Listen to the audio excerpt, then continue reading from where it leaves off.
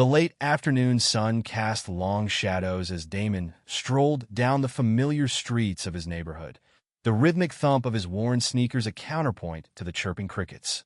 He hummed along to the music playing softly through his earbuds, his mind preoccupied with the upcoming biology exam. He'd spent the better part of the afternoon poring over textbooks, fueled by lukewarm coffee and the faint hope of acing the test. The air, still warm from the day's heat, carried the scent of freshly cut grass and the distant aroma of barbecue from someone's backyard. It was a peaceful evening, the kind that usually calmed his nerves and eased the anxieties of student life. He rounded a corner, the familiar sight of Mrs. Gable's prize-winning rose bushes a welcome beacon.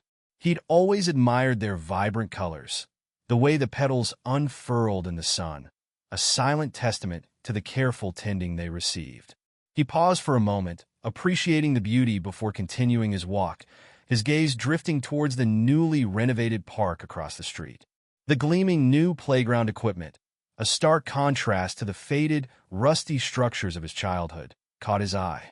He smiled, imagining the laughter of children echoing through the space.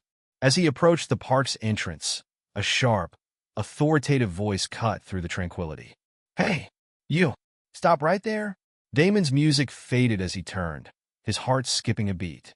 A police cruiser, its lights flashing intermittently, had pulled up beside the curb, its siren silent, but its presence undeniably menacing. Officer Miller, a man Damon had seen patrolling the neighborhood before, a man whose reputation for aggressive policing preceded him, stepped out of the vehicle, his hand already resting on the holster at his hip. Damon's initial reaction was one of confusion. He hadn't done anything. He hadn't even seen anyone else around. "Me, officer?" Damon asked, his voice betraying a tremor he tried to mask. He removed his earbuds, placing them carefully in his pocket. Officer Miller's gaze swept over Damon, his eyes lingering on his clothes, a simple, worn t-shirt and jeans, and then back to his face. "Yeah, you. I saw you near the park earlier. You were messing with something near the fountain." Damon frowned, his mind racing to recall his movements. He hadn't been near the fountain. He had been focused on his studies, completely engrossed in his books. I don't think so, officer. I was studying at the library all afternoon." He tried to keep his voice steady, but the rising anxiety was palpable. "Oh, really? And what were you doing with that spray paint can?" Officer Miller asked, his tone dripping with sarcasm. He gestured towards a small, empty can lying near the base of a tree, a can that Damon had certainly never seen before. Damon's eyes widened in disbelief. "That's not mine, officer. I swear, I haven't touched that." He felt a surge of panic rising within him. This was absurd. He was being accused of something he hadn't done, based on nothing more than a flimsy assumption. Officer Miller's expression hardened. "Don't lie to me, boy. I saw you. You were tagging the fountain with graffiti." Damon knew arguing wouldn't help. Officer Miller seemed determined to pin something on him, and his words were laced with a prejudice that Damon had unfortunately encountered before. He'd heard stories, whispers in the community about Officer Miller's aggressive tactics, his tendency to target young black men like himself. "Officer, I really didn't do it. I can prove I was at the library. I have my library card. I can show you my books," Damon stammered, desperately trying to explain, his voice cracking under the pressure. Officer Miller cut him off with a dismissive wave of his hand. "Save it. You're coming with me." He grabbed Damon's arm, his grip surprisingly strong. Damon winced, but didn't resist. He knew any further protest would only escalate the situation. As Officer Miller led him towards the cruiser, Damon cast a quick glance around, hoping for a witness, someone who could corroborate his story. But the park was mostly deserted, the few people present seemingly too preoccupied to notice the unfolding drama. A wave of despair washed over him. He was being wrongly accused, and he felt utterly helpless. The peaceful evening had transformed into a nightmare, a stark reminder of the injustices he knew existed but had never experienced so directly. The weight of the situation pressed down on him, heavy and suffocating, as he was shoved into the back of the police car, the door slamming shut with a final, resounding clang. The ride to the station was short but felt interminable. Damon sat rigidly in the back seat of the cruiser, the harsh plastic digging into his thighs.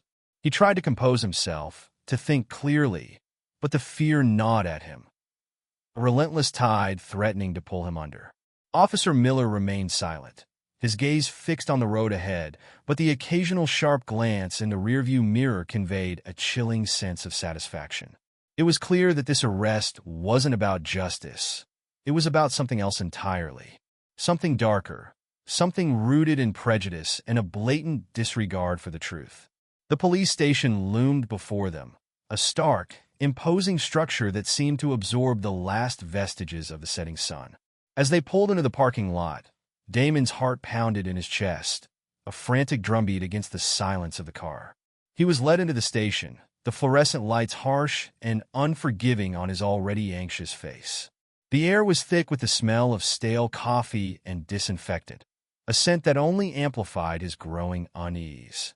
He was ushered into a small, cramped interrogation room, the walls painted a dull, institutional green. A single bare bulb hung from the ceiling, casting long, distorted shadows. Officer Miller sat across from him, his posture relaxed, almost smug, a stark contrast to Damon's own agitated state. He placed a file on the table, the sound echoing in the confined space. "So, Damon," Officer Miller began, his voice devoid of any empathy, "let's talk about that little vandalism spree of yours." He leaned back in his chair, his eyes narrowed, a predatory gleam in their depths. "Care to explain why you decided to deface public property?" Damon's voice trembled slightly as he replied, "I didn't do it, officer. I told you. I was at the library." He felt a surge of anger, a desperate need to defend himself, but he knew that any outburst would only worsen his situation.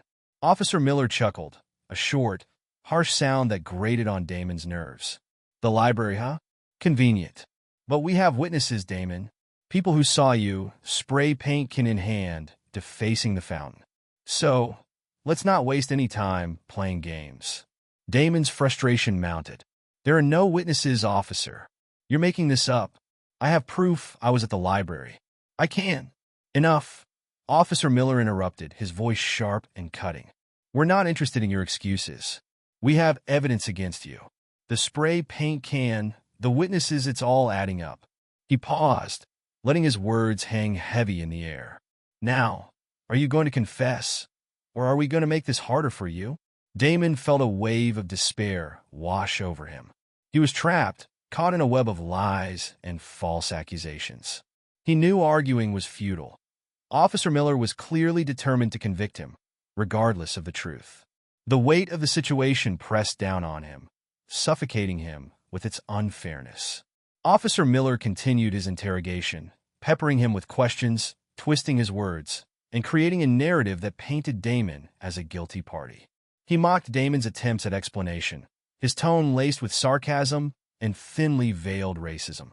He used Damon's youth and inexperience against him, exploiting his vulnerability to manipulate and intimidate. The hours stretched on, each minute feeling like an eternity. Damon's hope dwindled with every passing moment, replaced by a growing sense of helplessness and despair. He was alone, trapped in a system that seemed determined to crush him, a system that valued prejudice over justice. The fluorescent light above seemed to mock him, its harsh glare highlighting the hopelessness of his situation. He was a young black man, accused of a crime he didn't commit, and he was at the mercy of an officer who seemed to revel in his power and his ability to manipulate the system to his advantage. The weight of the injustice was almost unbearable, a crushing burden that threatened to break him. He felt a profound sense of isolation, a chilling realization that he was completely alone in his fight for the truth. The interrogation continued, a relentless barrage of accusations and insinuations. Officer Miller's demeanor shifted between aggressive intimidation and condescending mockery.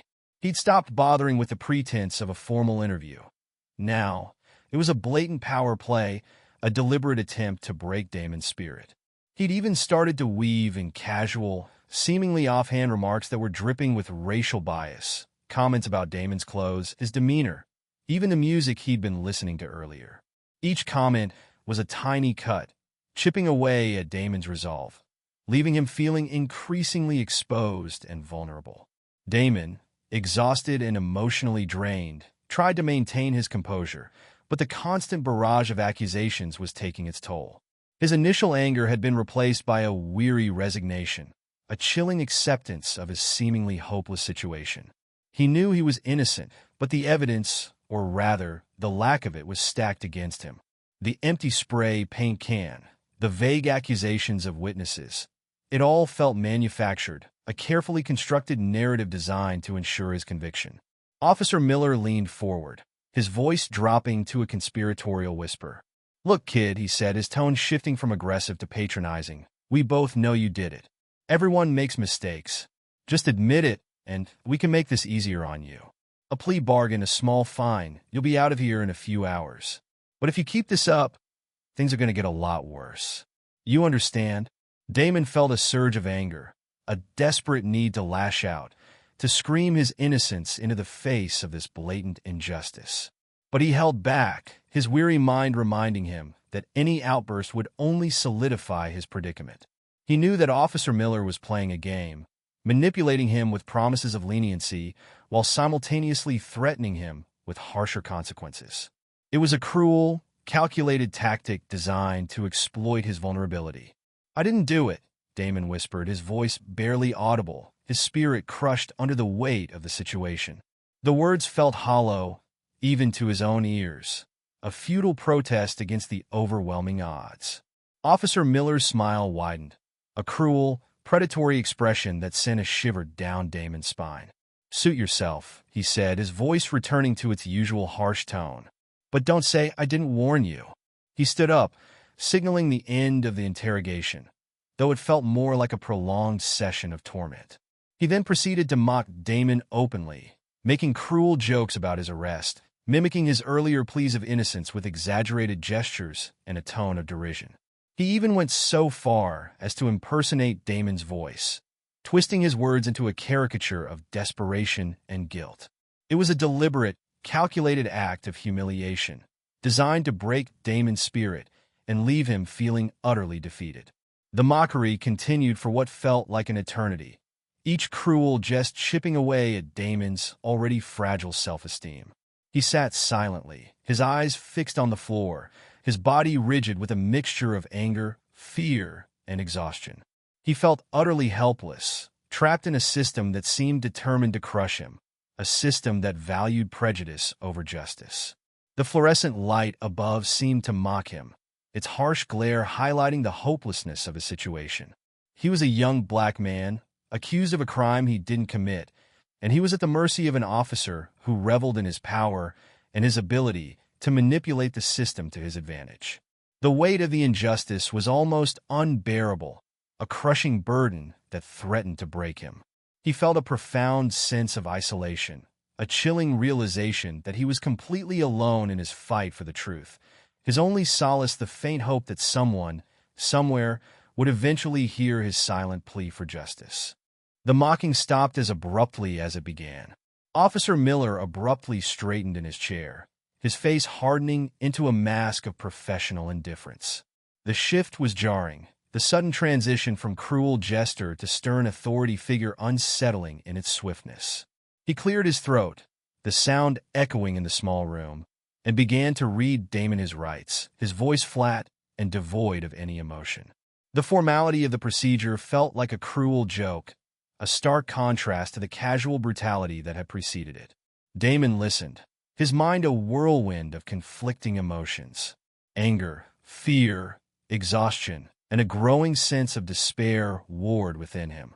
He knew he should be focusing on the legal aspects of the situation, but his thoughts kept drifting back to Officer Miller's taunts, the deliberate humiliation, the blatant disregard for the truth. The words of the Miranda rights felt distant, almost irrelevant, overshadowed by the weight of the injustice he was experiencing. After the recitation of his rights, Officer Miller began to fill out paperwork, his pen scratching across the paper a rhythmic counterpoint to the silence in the room.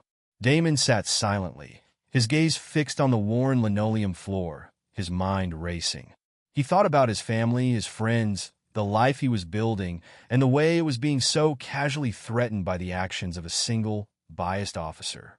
The injustice of it all felt suffocating, a crushing weight on his chest. Suddenly, a commotion outside the room broke the oppressive silence. Footsteps echoed in the hallway, followed by muffled voices and the distinct sound of a car door slamming shut. Officer Miller paused in his paperwork, his head tilting slightly as he listened. The sounds grew louder, closer, until a sharp knock echoed against the interrogation room door.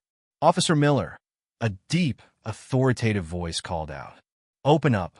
Officer Miller hesitated for a moment, a flicker of surprise crossing his face. He exchanged a quick glance with Damon before rising to his feet and opening the door.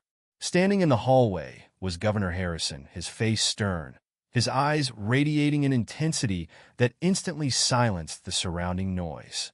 Behind him stood several other figures, their faces equally serious, their presence radiating an air of authority. The governor's gaze swept over Damon, his eyes lingering for a moment before settling on Officer Miller. "I believe there's been a misunderstanding," the governor stated, his voice calm but firm, a stark contrast to the tense atmosphere that had permeated the room just moments before. "My son, Officer David Harrison, informed me of this arrest." He expressed some concerns about the circumstances surrounding it. Officer Miller's face paled slightly, his usual arrogance replaced by a look of apprehension. He opened his mouth to speak, but the governor cut him off with a raised hand. "I'd like to speak with this young man privately," the governor said, his voice carrying an undeniable weight of authority. "And then, I'd like to have a word with you, officer." Officer Miller, his face a mask of strained composure, nodded silently, his eyes darting nervously between the governor and Damon. He stepped aside, allowing the governor to enter the interrogation room. The door closed behind them, leaving Damon alone with the state's most powerful figure, the weight of the situation pressing down on him with a renewed intensity. The unexpected arrival of the governor had shifted the dynamics of the situation dramatically, injecting a glimmer of hope into the darkness that had enveloped Damon for the past few hours. He could only wait and see what would unfold next. Governor Harrison closed the door behind him, the click echoing in the small, confined space. He didn't speak immediately, instead taking a moment to survey the room, his gaze lingering on Damon before settling on the worn, metal chair where the young man sat. The silence was heavy, punctuated only by the faint hum of the fluorescent light overhead. It was a silence filled with unspoken tension, a palpable sense of anticipation that hung heavy in the air. Finally, the governor spoke, his voice low and measured, devoid of the usual political rhetoric. "My son, David, told me about this arrest. He's concerned. He believes there may have been a mistake." Damon, surprised by the governor's directness and the unexpected empathy in his tone, found himself momentarily speechless. He'd expected an interrogation, a grilling, perhaps even more mockery. The governor's words, however, were a lifeline in the sea of despair he'd been drowning in. I didn't do it, sir," Damon finally managed to say, his voice still trembling slightly from the ordeal he'd just endured. "Officer Miller, he's lying." The governor nodded slowly, his eyes studying Damon's face. "I understand. Tell me what happened." Damon, emboldened by the governor's seemingly genuine concern, poured out his story, recounting the events of the afternoon in detail. He described the initial encounter with Officer Miller, the false accusations, the aggressive arrest, and the subsequent interrogation, including the officer's blatant mockery and thinly veiled racism. He spoke of his innocence, his frustration, and the overwhelming sense of helplessness he'd felt throughout the ordeal. He spoke with a quiet intensity, his voice gaining strength as he recounted his experience. He didn't raise his voice, didn't resort to accusations or hyperbole. He simply laid out the facts, trusting that the governor would see the truth in his words. He described his afternoon at the library, mentioning the specific books he'd been studying, hoping that someone would verify his alibi. He spoke of the empty spray paint can, the supposed witnesses, the entire manufactured narrative that had led to his wrongful arrest.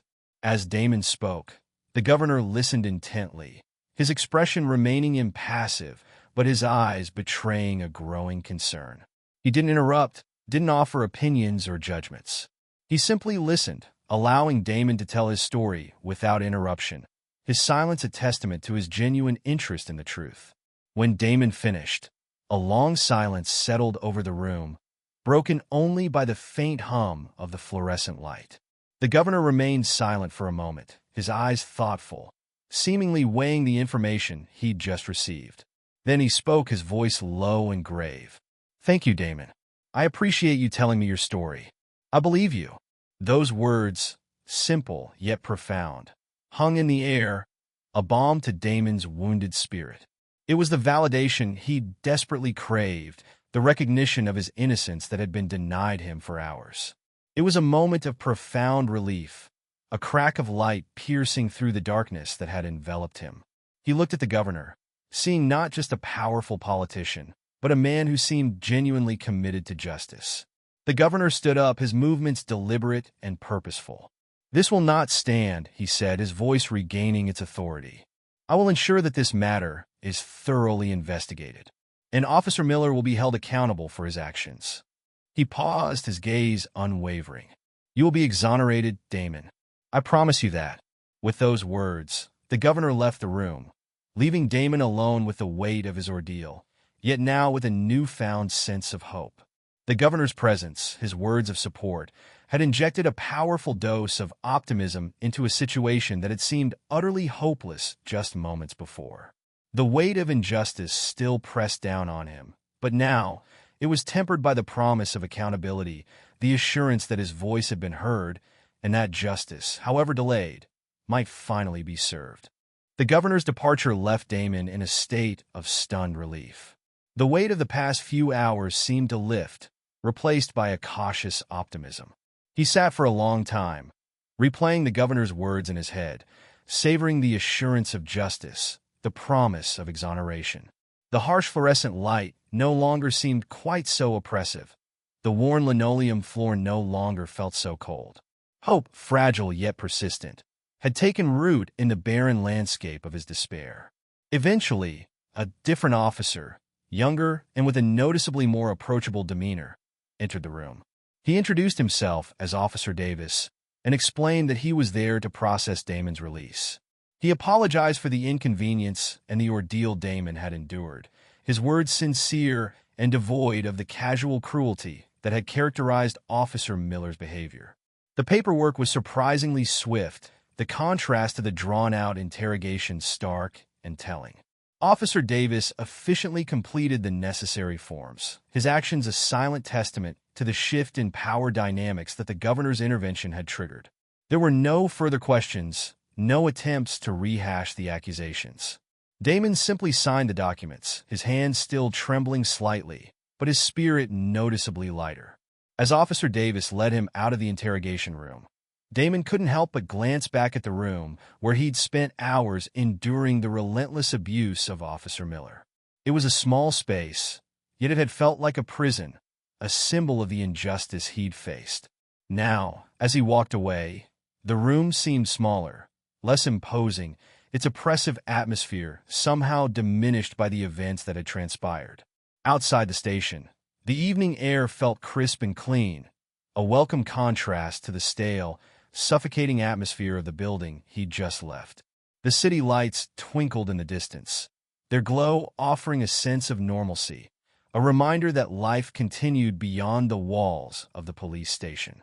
Officer Davis offered Damon a ride home, a gesture of kindness that further underscored the change in atmosphere. During the car ride, Officer Davis explained that an internal investigation had already been launched into Officer Miller's conduct. He confirmed that the governor's intervention had played a significant role in expediting the process, and that the investigation would be thorough and impartial. He also mentioned that the governor had personally requested a review of the evidence, including the supposed witness testimonies, and that he anticipated a swift resolution to the case. Damon listened, a quiet sense of relief washing over him. The words were reassuring, a confirmation that the governor's promise of justice wasn't just empty rhetoric. He felt a surge of gratitude towards the governor, a man whose unexpected intervention had turned the tide, transforming a seemingly hopeless situation into one filled with the promise of redemption. As they approached Damon's neighborhood, Officer Davis pulled over, allowing Damon to get out. He offered a handshake, a gesture of genuine apology and solidarity. "I'm truly sorry for what you went through, Damon," he said, his voice sincere. "This isn't representative of how we operate. We're working hard to address these issues." Damon nodded, his heart filled with a mixture of gratitude and a cautious optimism. He thanked Officer Davis and watched as the police car pulled away, leaving him standing alone on the familiar street. He looked up at the sky, the stars twinkling brightly in the night sky, a silent testament to the hope that had been rekindled within him. The ordeal was far from over, but for the first time in hours he felt a sense of peace, a quiet confidence that justice, however delayed, would eventually prevail. The road ahead was still uncertain, but the darkness had lifted, replaced by a glimmer of light, a promise of a brighter future. The next few days were a blur of activity. The news of Damon's wrongful arrest, fueled by the governor's intervention, spread like wildfire. The local news channels covered the story extensively, highlighting the inconsistencies in Officer Miller's account and the blatant disregard for due process. Social media exploded with outrage, with many users sharing their own experiences with racial profiling and police misconduct. The hashtag Justice for Damon quickly became a trending topic, galvanizing public support and demanding accountability. Damon, initially hesitant to engage with the media frenzy, found himself thrust into the spotlight.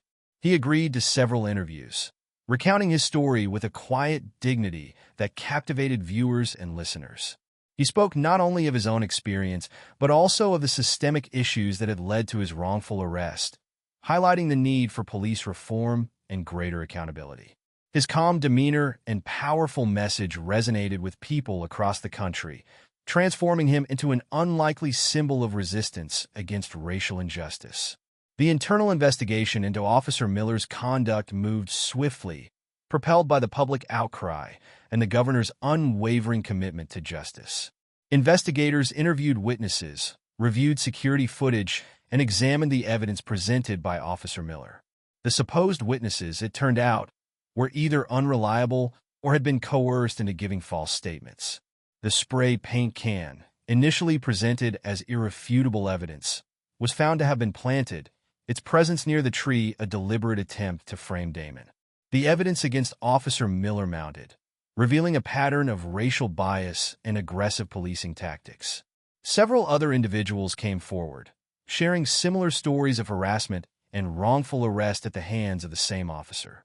The accumulation of evidence painted a clear picture of a deeply flawed system, one where prejudice and abuse of power were not only tolerated but, in some cases, actively encouraged. The governor, keeping his promise, remained actively involved in the investigation, regularly receiving updates and ensuring that the process remained transparent and fair. He publicly condemned Officer Miller's actions, emphasizing the need for a complete overhaul of the police department's policies and procedures. His unwavering support for Damon sent a powerful message, demonstrating a commitment to justice and accountability that resonated with the public. Meanwhile, Damon focused on healing from the trauma of his ordeal. He received overwhelming support from his community, his family, and friends. He found solace in their unwavering belief in his innocence and their unwavering support during his ordeal. He also sought counseling to help process the emotional toll of the wrongful arrest and the subsequent media attention. The pressure on the police department intensified as the investigation progressed. The city council held emergency meetings, grappling with the implications of the scandal and the growing calls for reform. The chief of police, initially defensive, eventually acknowledged the systemic issues within the department, promising to implement significant changes to prevent similar incidents from occurring in the future. The city, once seemingly complacent, was now grappling with its own complicity in the perpetuation of racial injustice. The spotlight shone brightly on the city's police department, exposing its flaws and forcing it to confront its own deeply ingrained biases. The pressure for change was immense, and the city knew it had to act. The internal investigation concluded swiftly, its findings damning.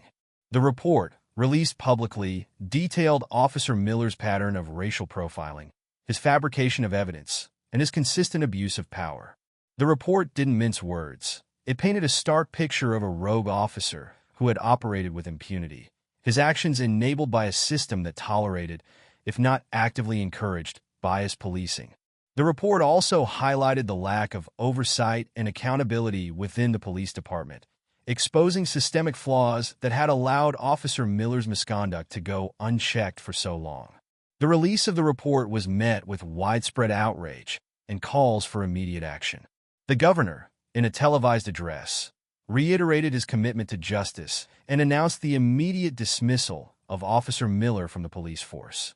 He also announced the launch of a comprehensive review of the department's policies and procedures, promising a complete overhaul of the system to prevent future incidents of racial profiling and police misconduct. Officer Miller's dismissal was met with mixed reactions. While many celebrated the decision as a victory for justice, others expressed concerns about the potential for similar incidents to occur in the future. The dismissal, while satisfying in its immediate impact, did little to address the underlying systemic issues that had allowed Officer Miller's misconduct to flourish. The focus now shifted to addressing the deeper problems within the police department and implementing meaningful reforms to prevent future occurrences. Damon, relieved by the outcome of the investigation, remained cautious in his celebration. While the dismissal of Officer Miller was a significant step towards justice, he knew that it was only the beginning of a much larger fight. He understood that the systemic issues that had enabled Officer Miller's actions remained, and that addressing these issues would require a sustained and concerted effort. The governor's promise of comprehensive reform was met with both hope and skepticism. Many activists and community leaders expressed concerns that the proposed reforms were insufficient, calling for more radical changes to the police department's structure and culture. The debate over police reform raged on, with various groups advocating for different approaches, ranging from increased training and accountability to complete defunding and restructuring of the police force. Damon, having experienced firsthand the devastating consequences of biased policing, became a vocal advocate for police reform. He participated in community forums, shared his story with policymakers, and collaborated with activists and organizations working to address systemic racism within law enforcement. He became a powerful voice, his personal experience lending credibility and urgency to the ongoing discussions about police reform. The City Council, facing intense public pressure, moved forward with the implementation of the governor's proposed reforms. These included mandatory implicit bias training for all officers, the establishment of an independent civilian review board to oversee police conduct, and the implementation of body cameras for all officers on duty.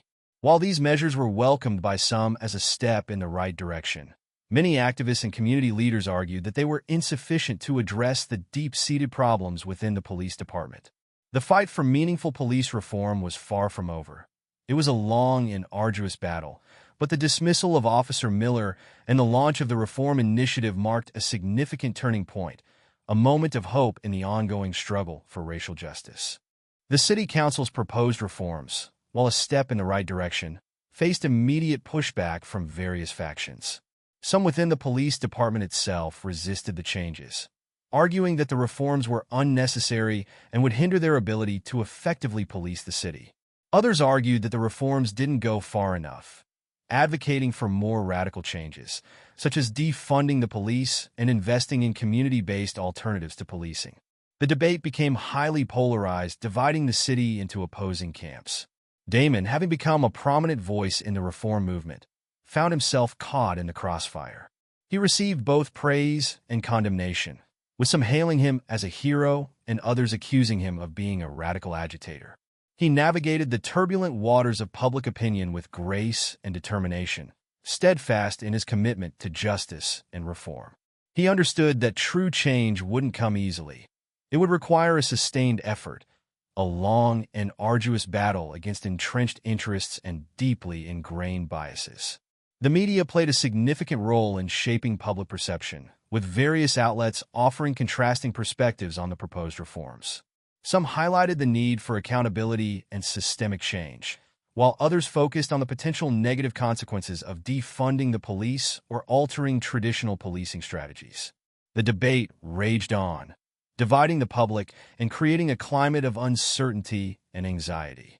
The city council, facing mounting pressure from all sides, struggled to find a consensus. They held numerous public hearings, listening to testimony from various stakeholders, including police officers, community activists, and concerned citizens. The hearings became highly charged events, with passionate arguments and heated exchanges. The council members, caught in the middle of a highly polarized debate, grappled with the complex task of balancing the needs of the police department with the demands of the community.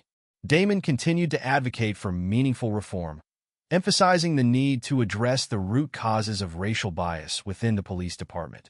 He argued that simply implementing new training programs or adding body cameras wasn't enough. It was necessary to fundamentally change the culture of policing, fostering a greater emphasis on community engagement and accountability. He stressed the importance of investing in community-based alternatives to policing, such as mental health services and conflict resolution programs, arguing that these approaches would be more effective in addressing the underlying causes of crime and violence. The debate over police reform highlighted the deep divisions within the city, exposing the long-standing tensions between the police department and the communities it was supposed to serve. The discussions were often fraught with emotion, with accusations of racism, bias, and political maneuvering.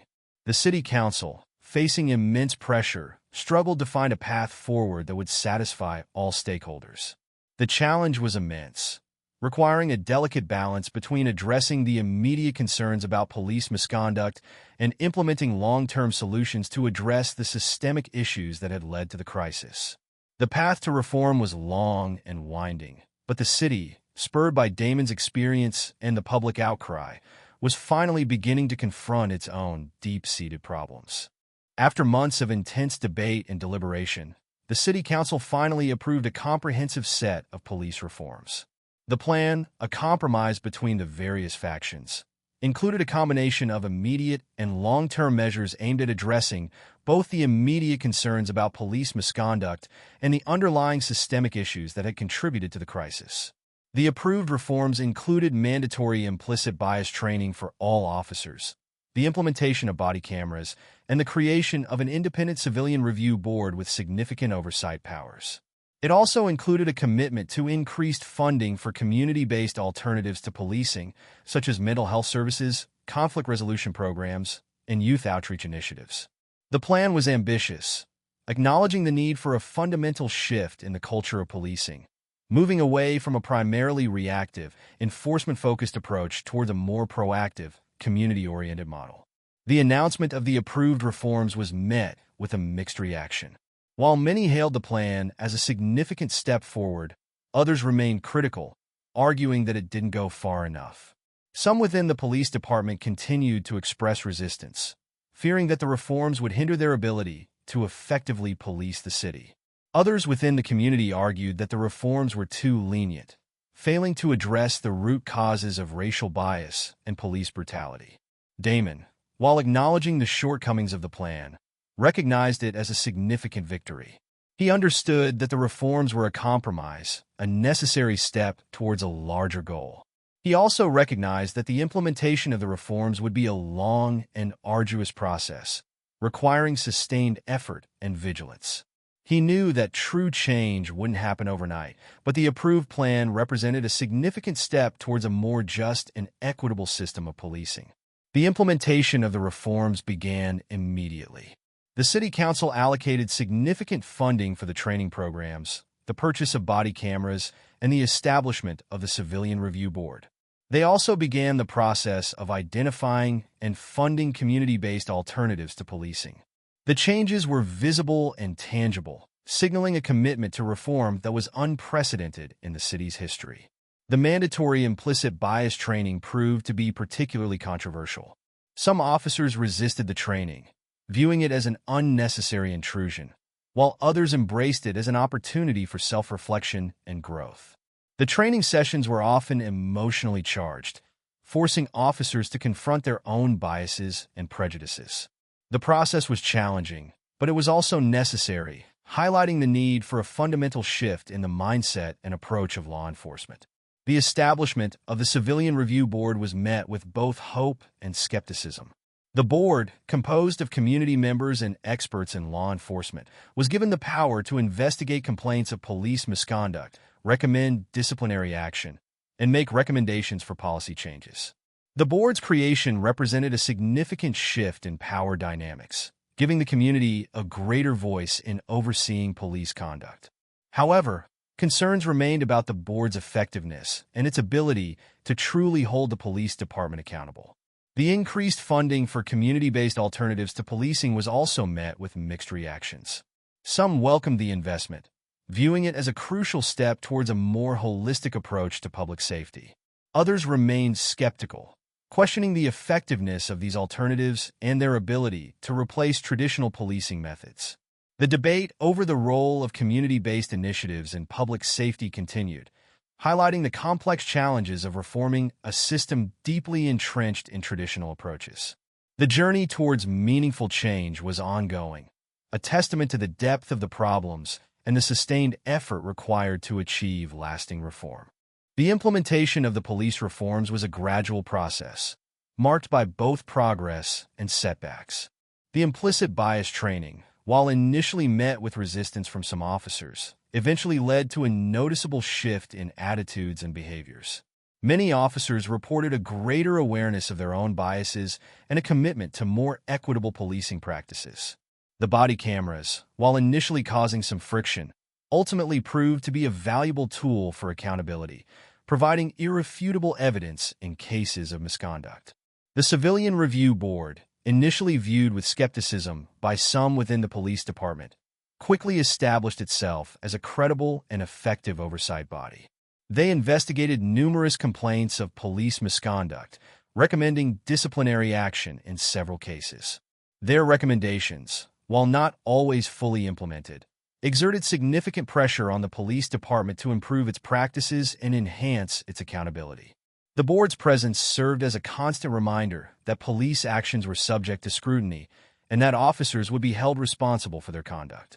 The increased funding for community-based alternatives to policing yielded mixed results. Some initiatives, such as mental health outreach programs and conflict resolution services, proved to be highly effective, reducing crime rates and improving community relations. Others, however, struggled to gain traction, facing challenges in reaching target populations and demonstrating measurable impact. The experience highlighted the complexities of implementing community-based approaches to public safety, requiring a nuanced understanding of the specific needs of each community and a willingness to adapt strategies as needed. Damon continued to play an active role in the reform process, working closely with community organizations and policymakers to ensure that the reforms were implemented effectively and equitably. He served as a bridge between the police department and the community, fostering dialogue and building trust. His personal experience resonated deeply with many, lending credibility and urgency to the ongoing efforts to reform the system. His advocacy work extended beyond the city limits, inspiring similar movements in other communities across the country. Despite the progress made, challenges remained. Incidents of police misconduct still occurred, though at a reduced rate.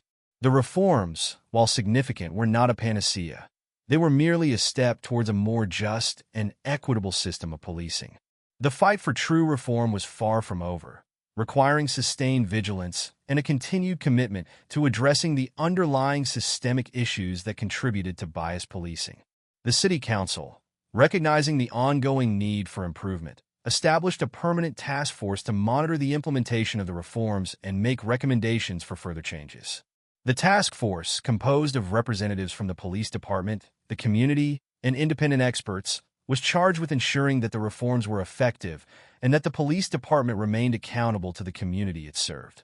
The journey towards meaningful police reform was a long and arduous one, marked by both progress and setbacks. The city, however, had made significant strides, demonstrating a commitment to justice and accountability that had previously been lacking.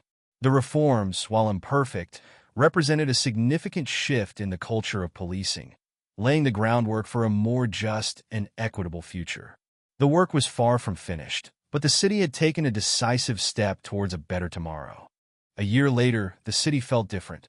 The changes weren't dramatic, not overnight transformations, but subtle shifts in the atmosphere, a palpable change in the relationship between the police department and the community. The reforms, initially met with resistance and skepticism, had begun to bear fruit. Crime rates, while not drastically reduced, showed a modest decline, particularly in incidents involving racial profiling and excessive force. The body camera, is now a standard part of police procedure, had provided irrefutable evidence in several cases, leading to disciplinary action against officers and a greater sense of accountability. The Civilian Review Board, initially viewed with suspicion, had gained the trust of the community, its investigations thorough and its recommendations largely respected by the police department.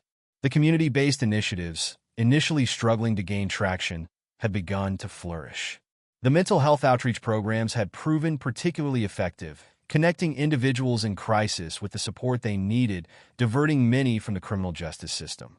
Conflict resolution programs had helped de-escalate tense situations, reducing the need for police intervention. Youth outreach programs had engaged young people in positive activities, diverting them from paths that might have led to involvement in crime. The implicit bias training, initially met with resistance, had become a cornerstone of the police department's training curriculum. Officers, having undergone the training, reported a greater awareness of their own biases and a commitment to more equitable policing practices. The training, while not a magic bullet, had fostered a more thoughtful and reflective approach to policing, emphasizing de-escalation techniques and community engagement. Damon, having become a prominent voice in the national conversation about police reform, continued to advocate for systemic change. He collaborated with organizations across the country, sharing his experiences and insights, inspiring others to demand accountability and justice. He became a symbol of hope, a testament to the power of individual resilience and the possibility of meaningful change. The case against Officer Miller had concluded with a settlement, a significant financial award to Damon for the emotional distress and damage to his reputation. While the financial compensation couldn't erase the trauma he'd endured, it served as a recognition of the injustice he'd suffered and a validation of his struggle for justice. The settlement also sent a powerful message, demonstrating that accountability would be enforced, that those who abused their power would face consequences. The city, once divided and polarized, began to heal. The reforms, though imperfect, had fostered a greater sense of trust between the police department and the community. The relationship remained fragile, requiring ongoing vigilance and commitment, but the foundation for a more just and equitable future had been laid. The journey towards meaningful change was far from over, but the city, having confronted its own deep-seated problems, had embarked on a path towards a brighter and more hopeful future. Damon's story, once a symbol of injustice, had become a testament to the power of resilience and the enduring pursuit of justice. The city and the nation had learned a valuable lesson. True change requires sustained effort, a commitment to accountability, and a willingness to confront uncomfortable truths. The fight for justice was far from over, but the path forward, though challenging, was now clearer, illuminated by the light of hope and the promise of a more equitable future.